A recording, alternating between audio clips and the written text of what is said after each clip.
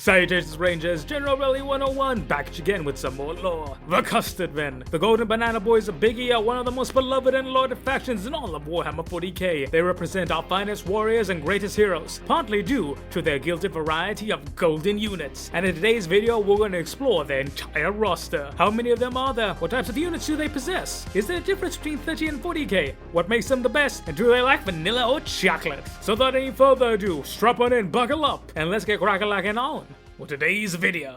So, first thing first, we're going to start off with the Horus Heresy units. By the way, most of this info comes from the Liber Imperium as well as some Horus Heresy books and of course the Codex itself. Just in case y'all get some deja vu, so there you go. But without any further ado, let us start with the Custodian Guard and the Sentinels. Ah yes, the Custodian Guard, the standard foot infantry of the beloved Golden Boys. They're divided into two categories. The Custodian Guard armed with Guardian Spears, known simply as the Custodian Guard, and then the Custodian Guard's Sentinels, or the Sentinel Guard Squad, aka the boys with the Sentinel Blades and the Shields. The Custodian Guard serve as the mainstay of the Custodes, their panoply of arms symbolic of both their authority and the Custodes as a whole. Faster, stronger, and more resilient than even the superhuman warriors of the Legiones Astartes. The Emperor-wrought Custodian Guard are terrifyingly potent warriors, and the uniquely allied artificer armor they wear and the tactical flexibility of their lethal Guardian Spears they carry all but amplify these attributes and make them fighters unrivaled within the forces of the Imperium and arguably the whole bloody galaxy. No matter the given duty, the Custodian Guard are first to be deployed in any service. But when an unyielding bulwark is required, the Sentinel Guards are there. Sentinel Guard squads are the defensive formation of the Legione Custodes, designed to function as a mobile bulwark to prevent emissaries on hazardous ground and hold defensive lines against the most grievous onslaught in open battle. In order to achieve this, they are equipped with energy field reinforced Presidium shields, a precursor to the technology that was later employed by the prototype Legion Astartes storm shields, which are able to resist the heaviest of weapons fire. When deployed outside the walls of the Imperial Palace, their charge is often to protect key aspects of allied detachments and resources liberated from the enemy. However, it has been witnessed during large-scale sudden assaults that their close formations also serve to disrupt enemy lines. Yet while they retain the loose unit structures of the Legio Custodes, the Sentinel Guard, by their nature, utilize a greater synchronicity between the warriors in service to the various phalanx formations that could be required of the squad at any given moment. And right there we have our two base flavored of Custodian, and goddammit do I love them. You have the sword and the shield, or the spear and the shield I could say. The regular old Custodian Guard are a absolute powerhouse with those power spears. They can be used to demolish any front line and break any foe. And if anyone tries to break the Custodes, those Presidium shields are going to give them one right smack in the dick and send them back to where they came from, because nothing is getting through that wall of adamantine and auramite. They used to operate in either a 1-2 punch. Sometimes the spears gotta hit them first before you hold them with the shields, or the shields gotta take the brunt before counteracting with the spears. Whichever way you roll those dice, it always comes up aces for the Legione Custodes. But whereas that's the standard battle line that's meant to do everything it can, sometimes you need something a little bit more chunkier. And that is when we get to the Aquillon Terminators. Advancing further upon the cataphracti Terminator armor patterns of the Legiones Astartes, the Aquillon pattern takes into account the enhanced physique of the Custodes as being able to bear much more weight and strain than even a space marine could imagine, and so they are fitted with additional integrated power systems and capacitors, which make up for the original limitations of the OG cataphracti pattern. This allows Aquillon Terminators to maintain the famous durability of the cataphracti armor, but with a degree of speed and maneuverability that the former lacks. Within the ranks of the Legio Custodes, whilst the Aquillon Terminators were deployed rarely, it was on those particularly rare occasions where the Legio Custodes were required to operate under Zone Mortalis, or the vital ground, be it in the midst of a space battle boarding enemy ship or storming a breach. In operations such as these, the Legione Custodes was loath to risk unwanted loss of life, and the superior defenses of the Aquillon Terminator pattern power armor were relied upon to mitigate the risk as much as possible, as well as provide a platform for mobile heavy firepower and close quarters destructive retribution. Terminators. Big, thick, chunky, and goddammit do they look brilliant. Just as regular Custodes armor is way better than Legion power armor, the Aquillon Terminator cataphracti make the regular old Terminator suits look like absolute dog water. Also, they are terribly expensive. But when you consider that these guys can take pounding from artillery grade level weapons, well, they're exactly what you think of when you think of Terminator armor, but for the Emperor's chosen personal bodyguard. And goddammit, just look at them. They look gorgeous.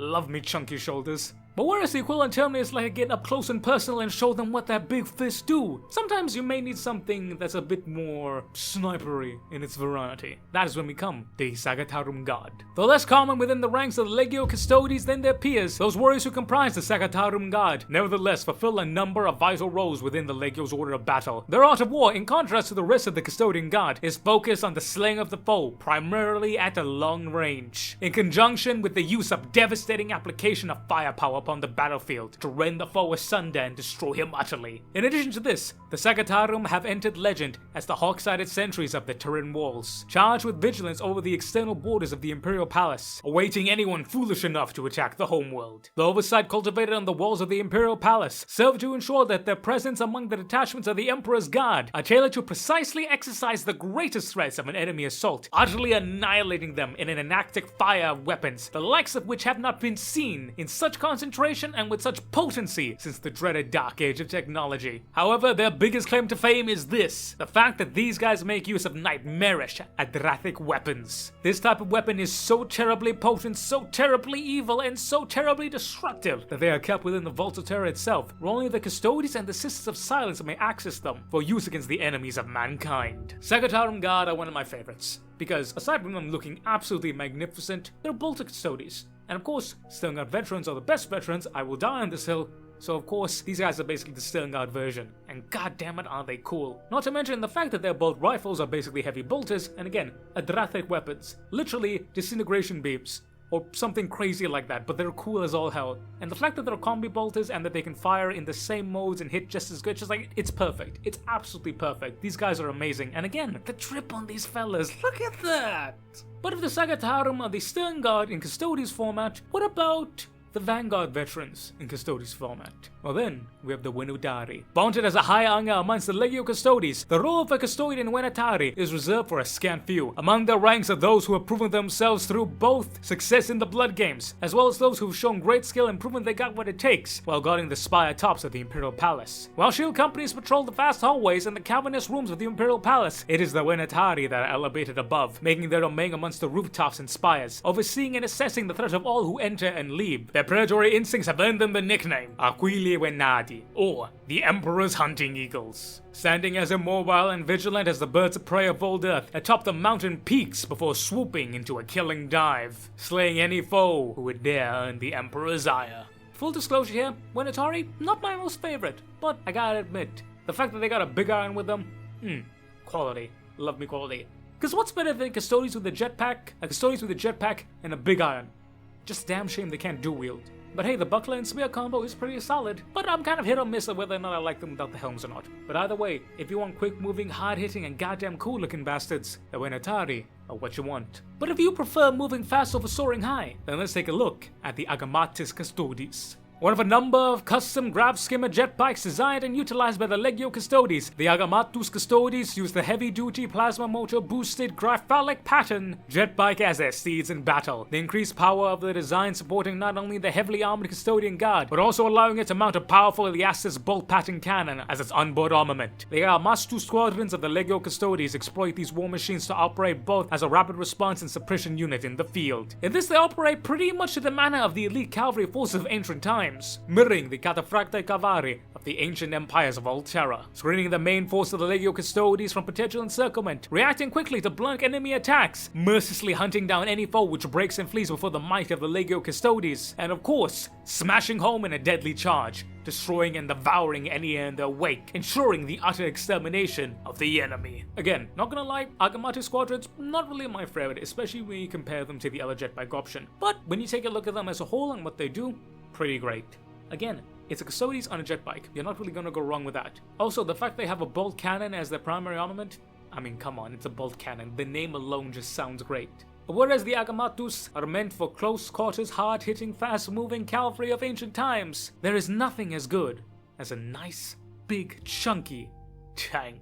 And that is when we come to the Palace grav-attack. Designed as a high maneuverability hunter-killer, the Palace pattern grav-attack squadrons provided the Legio Custodes with a rapid strike capacity greater than any that could be afforded by the use of ground troops alone. Its amazing battlefield advantage comes from the fact that it is based upon advanced repulsive lift technology, which was pioneered by the Coronus. The Palace's battlefield role came to resemble that more of the usage of the land speed amongst the Legiones Astartes, relying increasingly on its superior agility to inflict devastating hit-and-run assaults on the enemy or to hunt down fleeing targets, annihilating them in terrible firepower before disappearing with exhausting speed. These small and nimble vehicles are a favorite for reconnaissance and skirmishing roles, yet even at its small size, this is one formidable bastard. The Palace is surprisingly durable and mounts a very flexible armament configuration, primarily composing of highly adaptable Arcanist blaze cannons, enabling it to successfully engage both infantry and armored targets with various shells. However, rarer variants do indeed exist, including those equipped with, again, Adrathic disintegration beam weapons. But as you can imagine, they are pretty rare, but the Custodes always have some secret toys in their back pocket. Ah yes, the Palace, also known as the Murder Zoom Bucket. This thing really just goes to show what exactly Custodes are.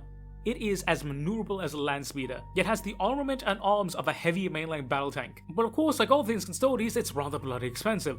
But hey, you pay what you get for. But if quick attack isn't your thing and you prefer something that has a bit more punch in melee, well, we come to my favorite units of the Adeptus Custodes, that being the Dreadnought boys. But before we can get to the big heckin' chunker that I know y'all are waiting for, let's talk about the equally amazing Contemptor Aquillon and Caladius. When the Emperor said, "Only in death does duty end," he meant it, like seriously he did, as both Space Marines and Custodes can be interred with a mighty dreadnought. To this purpose, the few dreadnoughts of Legio Custodes are as singularly advanced as their own war gear, with unique variants of the more common patterns available to the Legiones Astartes, refitted to the particular psychology and physiology of the Custodes themselves, and outfitted with weapons and systems artificer made by the servants of the Imperial Court, meaning that it is the best of all the best. At the time of the outbreak of the Horus Heresy, the most widely employed was the Contemptor Aquillon, a general battle unit which combined phenomenal skill, strength, and speed within the echoes of the interned Custodes' unmatched martial skill, as it has a giant fuck-off Guardian spear, but instead of a bolter, it has a last cannon. And you'd be wondering, wait Brad, if this one has the spear, does the other one have? Yes it does, as the Contemptor Galactus is designed to provide a mobile anchor point for the Custodes Legio whenever they're in the field, as it is armed with a potent combination of a giant-ass power sword, but more importantly, a massive fuck-off Presidium shield. The Warblade allows the Contemptor to swiftly reap a murderous toll on any massed infantry assaults. It also has a flamethrower, cause burn motherfucker. But whether it be infantry or armor, it can hack through and destroy anything. However, where it truly shines is its massive defensive power, as even if by some miracle you manage to get enough firepower to break through the shield's core, you still have a giant fuck off thick slab of adamantium and auramite to break through, and then a very angry Custodians and a very big angry Custodes dreadnought underneath to get through as well. All in all, you're not gonna have a good time against these impregnable foes. What can I say? Custodes Dreadnought, Custodes Contemptors, they're wonderful, they're beautiful, they're amazing. And I really do love how just like the baseline unit is one dude with a spear and then another dude with a sword and shield. And you know for a fact that the people who are going to be dying the most, well I say the most as the Custodes, but you know, are going to be the mainline foot infantry, which again are the Custodian Guard. So you have two different dreadnoughts for the two different kinds of Custodes Guard. It's such a nice little detail and it's so good. Also, a big sword, big shield. Look at the size of that thing. That is the Custodes with a shield. I need artwork of a Contemptor shield wall. That's what I need. I need that in my life. Please. And maybe like a captain with like a big ass axe doing it as well in his own dreadnought. God, it's so cool. But if you think these are the coolest dreadnoughts, I have to say that you are actually wrong. Because just how the Leviathan is cooler than the Contemptor, the Telemon is cooler than all of them.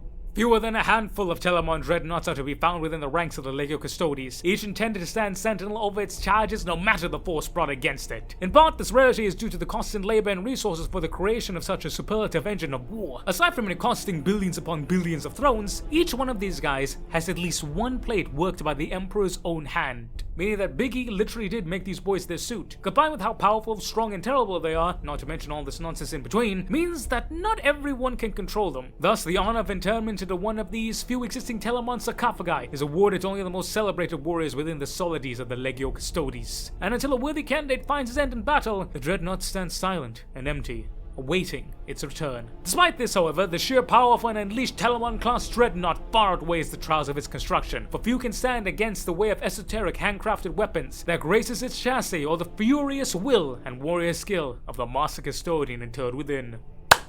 Big, chunky dreadnought. This thing is crazy. This is the Leviathan of the Custodes. Literally, you can give it the twin autocannon setup, or you can do what I love to do and give it 2 big fists and have this thing advance and charge and throw them up the middle. Cause fuck you, I'm a Leviathan and I got fists that are going straight up your ass, motherfucker. God, I love this thing. Look at him! It's so big and fucking chunky! God, dreadnoughts are one of the best things 40k has ever fucking created. But a dreadnought does have one downside to it, and that's the fact that it can't carry any dudes unless you have like a bunch of custodians rotting on top of it, which is fucking me, I need commissioning a guy just to do a bunch of custodians art. But for that, we have the Coronus Grav Carrier. The Coronus Grav Carrier is perhaps one of the most well-known vehicles used by the Legio Custodes. It was already under wide utilization across the Legio in the closing decades of the Great Crusade, replacing the limited number of relic Joster pattern gravcraft that survived the unification wars in ancient Terra. The use of heavily protected gravcraft by the Legio Custodes granted their forces a degree of speed and agility that could not be matched by the grinding armor of other forces of the Imperium, allowing them to deploy, redeploy, evade, and move like the speed of sound without the danger of being easily pinned down by enemy troops or hazardous terrain. The Coronus pattern also served as the inspiration and technological basis for the Palus and the Caladius, which we'll be getting onto next, developed to meet the specific strategy needs of rapid attack and line battle tanks. Not much to say, it's an IFV but Custodes version. And again, it looks good. The Custodes have a really nice aesthetic where it's like you can tell that it's Imperial but also different. I like it. But speaking of a grav tank, based upon the technology of the Coronus, the Smart Caladius grav tank is designed to utilize the firepower avoided by the heaviest elements of the Legio Custodes arsenal on a highly mobile and extremely well protected platform. Given the fusion of advanced systems and weapons, the Caladius is perhaps the most powerful battle line armored unit of its size in the Imperium's forces, utilizing technologies and materials derived not only from the Dark Age of technology, but from developments made as a result of the Great Crusade's 2 centuries of terrible warfare. The principal armament of the Caladius is a double-barreled accelerator cannon, an advanced weapon which became the precursor to the more mass-produced cannon retro-developed in the armament of the Legio Astartes current tank. But if you want something a little bit more destructive, we then have the less common but far more deadlier Caladius Annihilator, which features an enhanced capacitor-fed Arachnus blaze cannon, potent enough to pose a threat to even super hairy armor. Bye bye Baneblade. The Caladius is something that is very Custodes. It's not the biggest tank in the Imperium, but it doesn't have to be. The Custodes are all about sleek design, packing everything that you want in as small a package as possible. It utilizes advanced technology and advanced weaponry to create something that is just absolutely devastating. And despite it being half the size, it can go toe-to-toe with a Land Raider or a Kratos or whatever you have. Because the Custodes, it's not about size, it's not about quantity. It's all about the beautiful, golden, gilded quality, baby. And the Caladius has that in spades. But so far we talked about shit that goes on the ground. But the Custodes got assets in the sky, baby. And they are just as deadly as you think, as they have 2 forms of gunship, the Orion and the Aries. Speaking of the Orion though, the Orion gunship was created as a dedicated super heavy assault dropset for the Legio Custodes. The Annihilator pattern Orion can carry a full task force of the Emperor's talent to combat, protected by frontal armor superior to that of any Legio Astartes Thunderhawk gunship. Its Arachnus heavy blaze cannon and heavy bolters can swiftly clear a landing zone of hostile infantry and armor with brutal efficiency, allowing the units within to redeploy before it soars back into the sky to unleash death upon any foe who dares approach. Yet this mighty beast is never alone, as it is normally accompanied by its brother, the Aries. Earning a fearsome reputation during the Unification Wars, the Aries gunship was among the best weapons, vanishing the Emperor's enemies in ancient Terra and hundreds of worlds ever since. The Aries was frequently used as a terror weapon, bypassing enemy armies as it blazed over their lines in the shadow of its eclipsed shields. Its primary use was as a decisive strike, as it would hit hard with its immensely destructive Arachnus Magna blaze cannons against the monuments and edifices which an enemy culture had held most dear to their hearts. During some sieges fought on Terra, the appearance of an Aries alone could cause the enemy to surrender. As per usual, the gunships come in 2 variations, one dedicated to transporting people and the other to blowing you away, and not in the fun kind. sadly. Not gonna lie though, I'm not sure how I feel about head from gunship, but that's me personally. I know some of you freaky motherfuckers would definitely go for that in a heartbeat. But this is Custodes land. The Adeptus Mechanicus is down the right to the left and past the loop section. Now, if you guys are thinking, okay, that's it for all the Custodes unit, wrong. Because there is one more unit that we gotta talk about. And it is the best of the best and better than all the rest. That is the Hetaeron Guard. And in a circle within the Legio Custodes, the Hetaeron Guard served as the Emperor's closest protectors, aides, and confidants, leaving his side rarely but for the direst of circumstances. Selected individually for the service by the Master of Mankind, they represent some of the most potent fighters in the Imperium, almost like demigods on the battlefield. During the earlier years of the Great Crusade, in which the Emperor himself personally directed the reclamation of lost worlds, the Hetaeron Guard were a regular feature upon worlds deserving of his attention. Yet as his actions were turned elsewhere, his inner guard would follow too, becoming almost a myth in their absence. The Hetaeron Guard, again, is one of those units that is just dripping with absolute charisma and swag. But their ending is a little bit on the sad end, as we know that 300 of them were perfectly contained within the Emperor and they followed him everywhere. But we do know that during the war in the Webway, they would be reduced to pretty much only 5 dudes out of 300.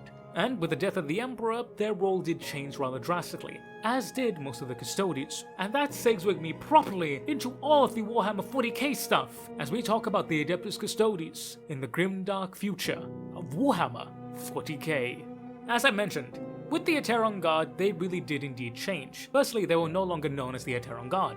As surprise, surprise, they didn't really have anyone to guard. Technically, they kinda did, but it was a little weird. Now only known as the Companions, they're a 300-strong force that are handpicked for their duties by the Captain General, who chooses his candidates based upon painstaking assessments of each warrior's performance in training and battle, as well as their mental acuity, spiritual fortitude, and countless other indicative factors. Probably how big their dick is, but I'm just taking a guess there. Despite Biggie being a skeletal corpse born upon a golden throne, there can be no more important duty in all of the Imperium than to shield the Emperor of Mankind himself. As such, no consideration for rank or veteran status is given when appointing Custodes as to the Companions, and those passed over in favor of younger or less experienced candidates take no offense. Arrayed in ranks around the Golden Throne, these wardens stand for incredible lengths of time, unmoving, unspeaking, poised constantly upon the cusp of battle readiness in case the slightest threat were to present itself. As you can imagine, something this incredibly intense is mentally and even spiritually exhausting, even for the demigods of the Adeptus Custodes. So when the Captain General judges that a companion has served long enough, they will be rotated out with immediate effect, replaced by a fresh inductee to their ranks. Yet, this is not a mark of dishonor, but rather the pragmatic admission of just how taxing this sacred duty is. Even though I don't understand how taxing it is, bro literally sits on a big throne all day and does nothing, but hey, I don't know, bro, I'm not a Custodes, I don't know. And if you guys are wondering just exactly how long this can be before they're rotated out, we do have the longest vigil undertaken by any companion was the Chad himself, Caladius, who stood a full century before being relieved of his duty. After this, many companions will then either join the Aquillon shields to further guard terror, or even in a prestigious spot amongst the Custodian wardens, which we will get to later, as many wardens become companions and many companions become wardens. Also, guess what? Later is in fact now.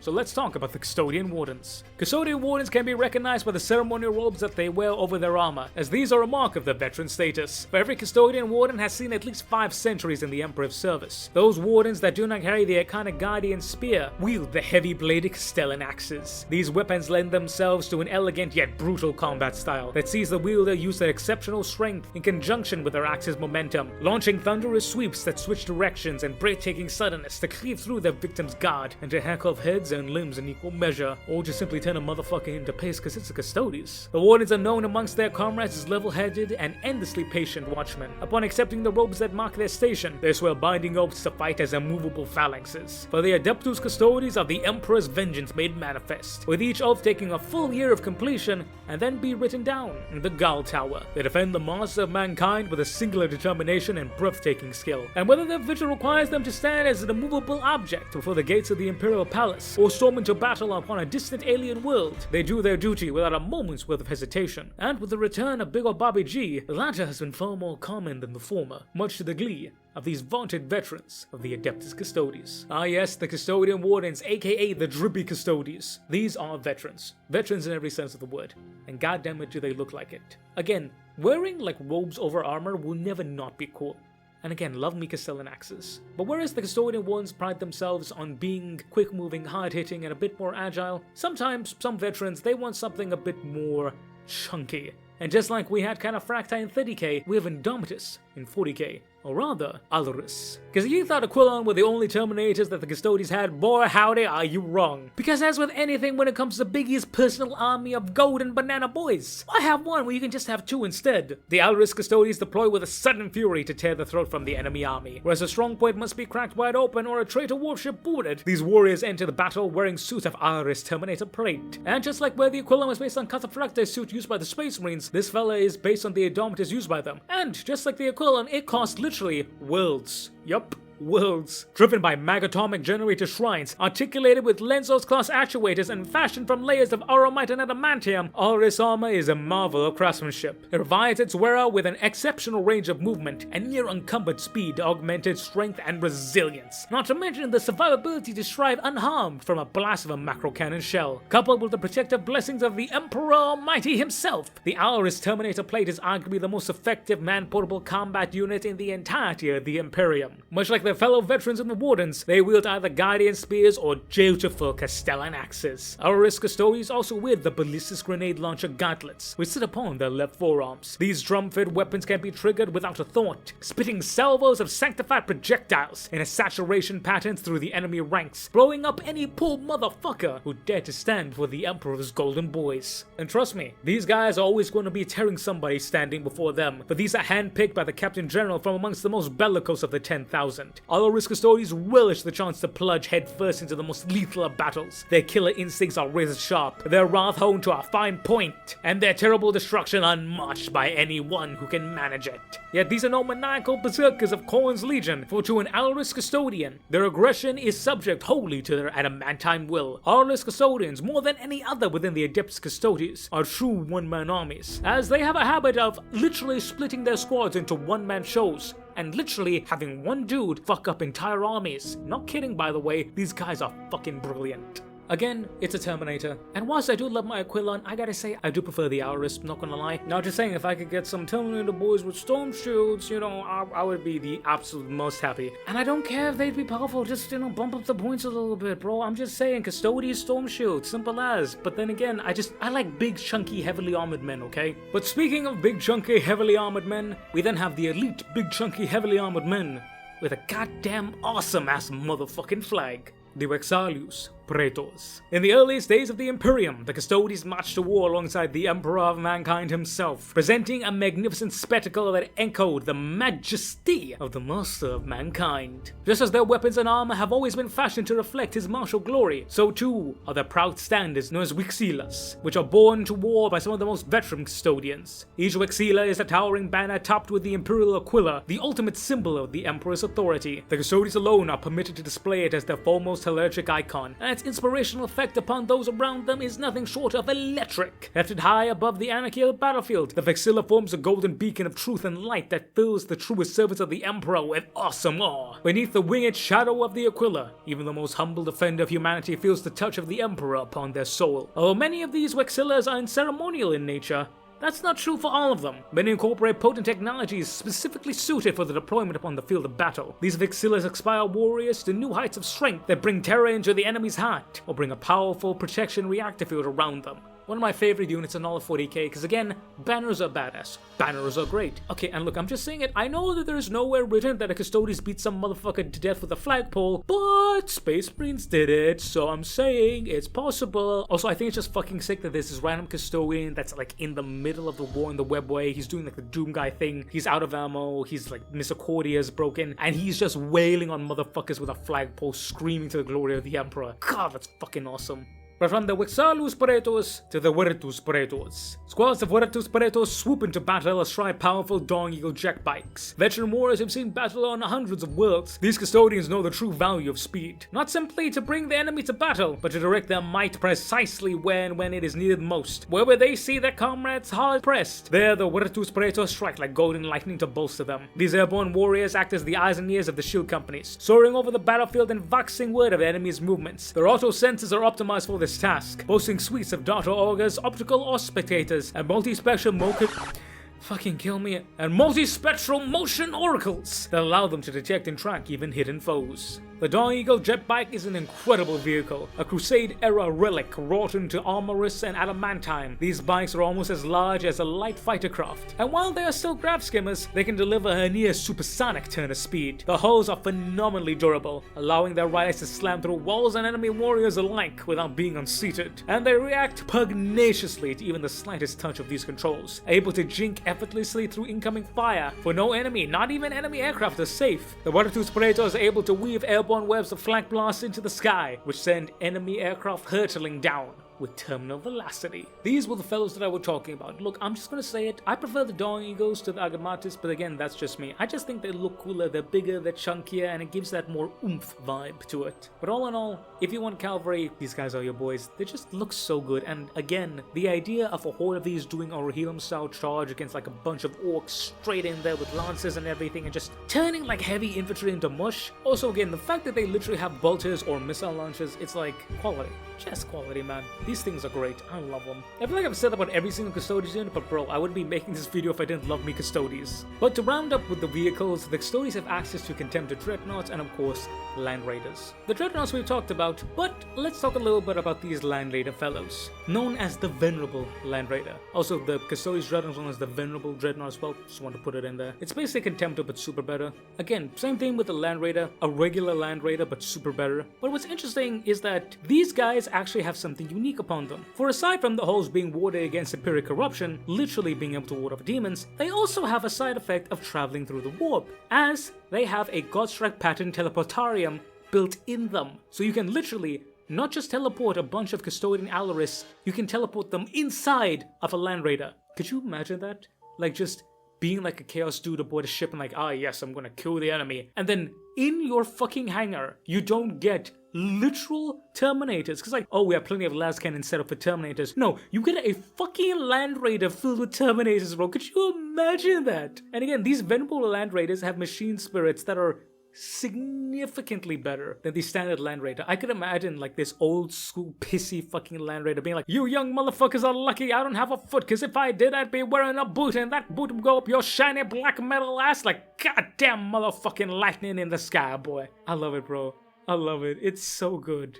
God, dude, Custodes stuff is great. But that's all the base units. But we're here to talk about the captains, heroes, and basically all the character stuff. So, we're gonna end off with these. Starting with the shield captains. Whilst within the Custodes themselves, each one of them has unique and dedicated ranks. To outsiders, they are simply known as shield captains. Elevated by the direct approval and in some cases intervention of the Emperor himself, these are warriors that not only consummate the superhuman ability, but also that of rare insight, acumen, and knowledge. Afforded the finest of the Imperium's arms and armor, each of these legendary fighters commands the Custodes against all manner of threats against the Emperor. For they know no fear nor self-doubt, and can appear arrogant and aloof to other warriors of the Imperium. This, however, is a drastic misconception, for shield captains are untroubled by such self-serving notions as egotism. For the reality of it is that they are absolute realists, fully aware of the stakes involved in every war which they wage. Yet while shield captain is the most common one that someone may hear, there are many others, such as Aquillon Commander, Justus Supreme, the Emperor's Headsman, and a various number more, for each one of them correspond to guardianship of the sectors within the Imperial Palace,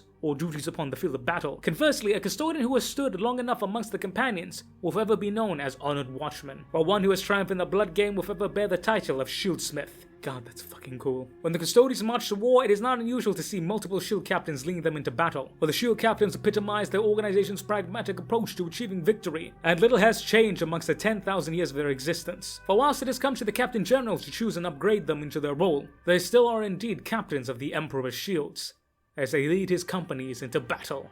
Yet while the Captain General is at the very tippy top, even he has his second-in commands.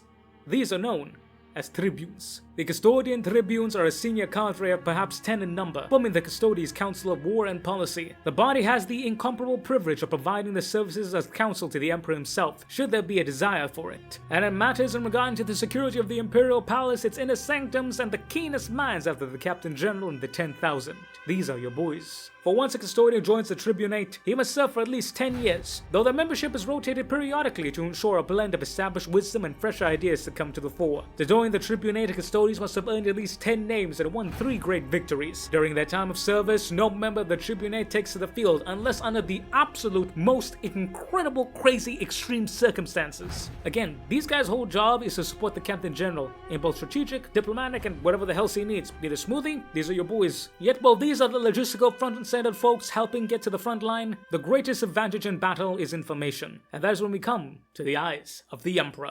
Whilst Custodes are pretty much functionally immortal, even they do eventually tire. Some suffer physical hurts that impact their ability to perform their duties, such as lost limbs, artificial eyes, augmented organs, lessening their physical perfection, whilst others find their mental faculties beginning to erode, however slightly, literally like 1 second, and it's like, you're done.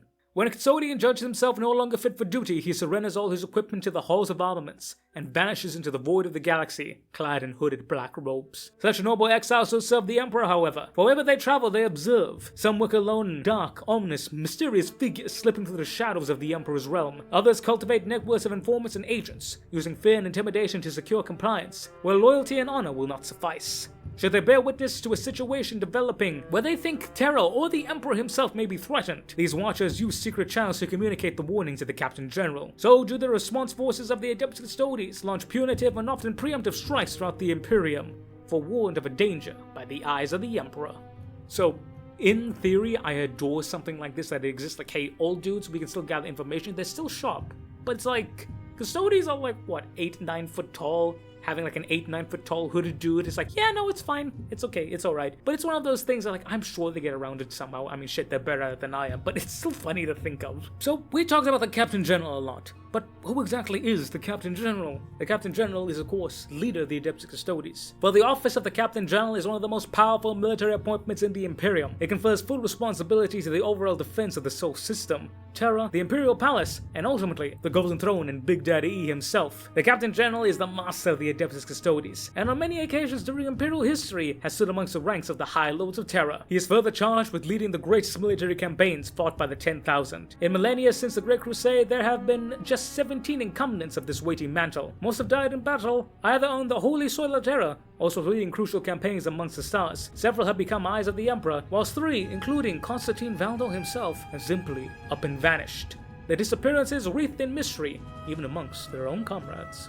And for who is the head honcho of the Golden Banana Boys, we have none other than the Chaticus Maximus himself, Trajan motherfucking Valoris. Many claim that Trajan Valoris is the greatest warrior to hold the title since the Emperor bestrode the stars. Within his first decade of service, Valoris ran not just 1, but 2 successful blood games, which is a fucking big deal, as that record remains unbroken. With his remarkable grasp of battlefield strategy and his naturally aggressive streak, he earned a place for himself amongst the Allarus Custodes. Yet although Mr. Valoris has no weakness, he does lack a little bit of patience, as he stood a mere 22 years as a companion, after which he spent centuries hunting threats in the Sol System and beyond. Valoris became well known for his tendency to observe his enemies carefully, predict their movements, and then deliver a sudden and vicious strike. He cultivated networks of agents and informers across the Segmentum Solar, and even further out into the wider Imperium. For Valoris broke the traits and pastimes of other Captain Generals and the Custodes as a whole. After the death of the Emperor, the Custodes were pretty depresso expresso and became very insular. Mr. Trajan, however, recognized his own proclivity for aggression. Thus, Mr. Trajan Valoris has proven a dynamic and effective Captain General. Under his rule, the number of blood games has increased tenfold. The defenses of the warp stable routes into the Sol System have been strengthened, and long-hidden cults have been purged from Terran underhives. Little escapes the eyes of his ever-expanding spy network, and armed with the certainty of truly righteous, his covert strikes have annihilated dozens of threats to the Golden Throne. And as I mentioned before, he was the first ever proactive Captain General in a long time, almost like he had seen Bobby G's returning and the Great Rift before it even happened. For when Bobby G demanded that the Custodes get up and at him and at the work, he had laid all the groundwork required for the Custodes to adapt to the new Imperium.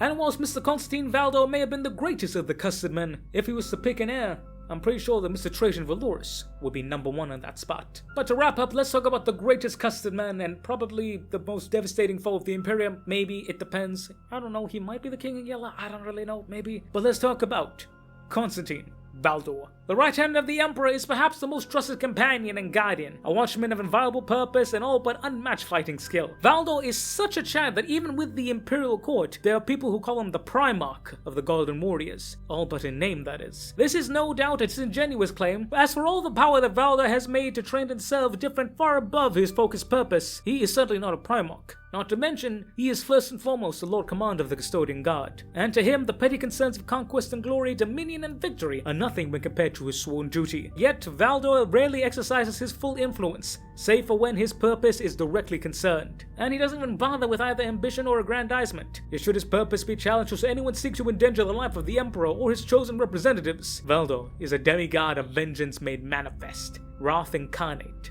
unstoppable, unrelenting, and goddamn unkillable. Of course, this is just a little theory of Mr. Valdor, because at this point I've been recording for an hour and I am completely fucked. So let me know if you want a video covering just him, his story throughout the heresy or other custodies, or anything else. And yeah, I may do it, or no, fuck it, I'll just bully Dutch into doing it. Still waiting for the Dark Angels video, Dutch. Where is it, motherfucker?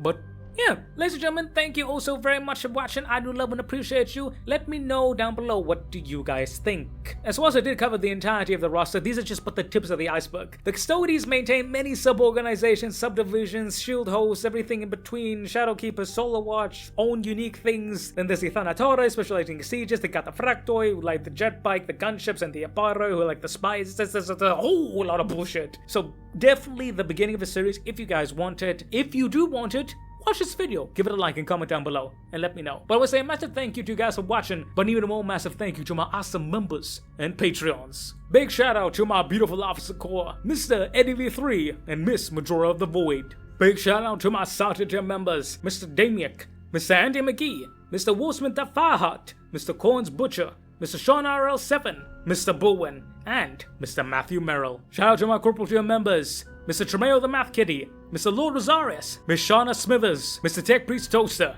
and Mr. Rambling Hamster. And finally, but absolutely certainly not least, big shout out to my private tier members, Mr. Thomas Moslons, Mr. Ivan_SVW, Mr. Michael Hader, Mr. Tori's Curse, Mr. Monkey Man, Mr. Diego Castro, Mr. Vortis Unum, Mr. Gentle Salamander, and Mr. CMD Nay. Thank you, each and every one of you. It means the absolute world to me that you guys do this. I love you guys and I appreciate y'all. And yeah, I am trying to make this channel better, trying to get bigger numbers, trying to get better things, trying to get you guys better stuff. And to all my lovely members, let me know down below, what are some other rewards that you guys want for, you know, supporting me, which is wild for me to say, but let me know what you guys think down below. Mwah! But ladies and gentlemen, I've been the General Bradley 101. You've been beautiful, awesome, amazing people. Thank you all so very much for watching. Y'all make sure to stay strong out there, boys and girls. And I will catch y'all next time. Dismiss, Rangers.